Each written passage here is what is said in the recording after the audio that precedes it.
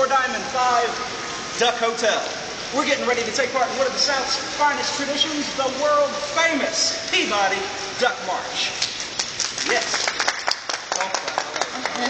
Now, all this duck business got started back in the early 1930s when the general manager, Frank Shutt, and his buddy Chip Barwick. Frank Shutt was the general manager at the Peabody, Memphis. Well, they decided they wanted to go duck hunting. So they loaded up their live ducks. At that time, it was legal to use live ducks as decoys to call in the ducks. So they loaded up their live ducks, all their equipment, got in their cars, and yes, ladies and gentlemen, they drove all the way to fabulous LA. Of course, that's Lower Arkansas. That's real laughter. I don't hear that much on that joke. Well, while they were here in Arkansas, it's kind of a sad story for some, a happy story for others. They didn't get any ducks in the country's finest areas for duck hunting still today. So on their way back to the Peabody, Memphis, since they had such a dismal duck hunting experience, they decided to drown their sorrows. Feeling a slight bit mischievous, when they got back to the Peabody, Memphis, they snuck into the hotel, snuck those live decoy ducks into the fountain, snuck upstairs, slept it off, came back the next morning. Lo and behold, to their amazement, number one, the ducks were still in the fountain. Number two, hundreds of people had seen and heard about the ducks in the fountain at the Peabody, Memphis. Number three, the general manager, Frank Shutt, was ecstatic. So, from 1932 to 39, we had three fowl frolicking in the fabulous fountain at the Peabody, Memphis. Well, about 1939, something interesting happened. There was a train wreck.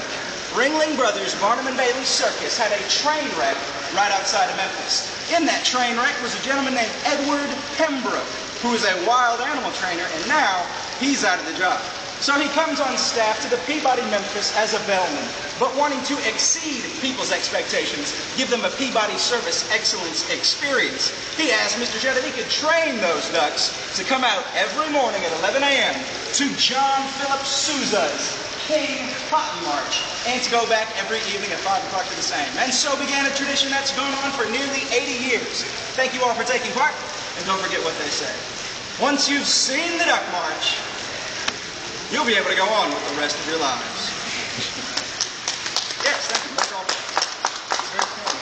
Now, show of hands, how many of y'all are at your first Duck March?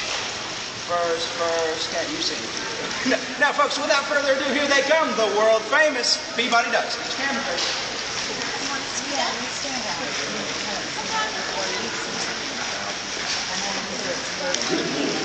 May I have your attention, please?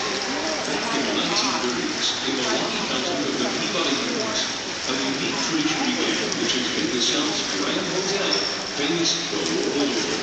If I may direct your attention to the countdown in our line, you will witness here in the Rock a continuation of a time-honored tradition, an experience you may be yours as a guest of the Peabody Memorial.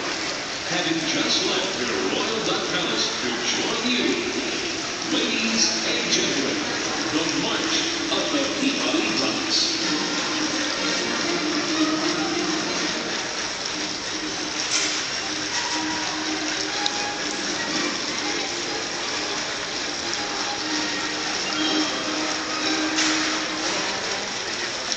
I love it.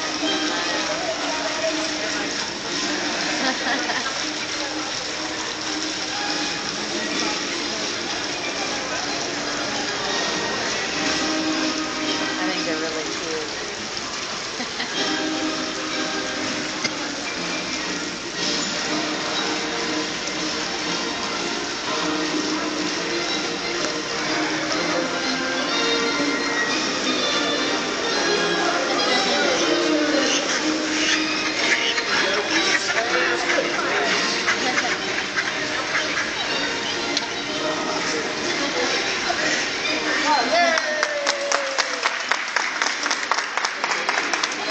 Now you can go on with the rest of your lives.